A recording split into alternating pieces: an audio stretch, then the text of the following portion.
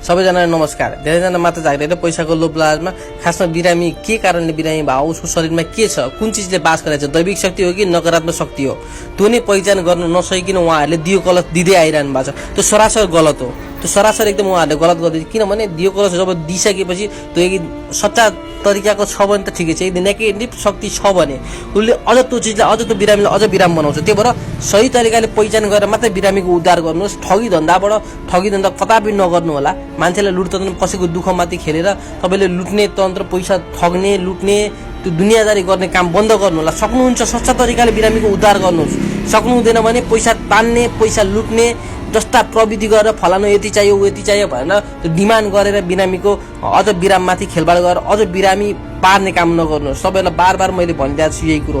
आफू सुध्रिने मौका गर्नु सक्नुहुन्छ, बिरामीलाई उद्धार गर्नुहोस्। सक्नु हुँदैन भने कसैको जिन्दगीमाथि खेलबाड नगर्नुहोस्। हेर्नुहोस्, बारम्बार सम्झाइरहेको कुरो सच्चा तरिकाले चल्नुहोस् है, सच्चा तरिकाले, झुटा तरिकाले होइन।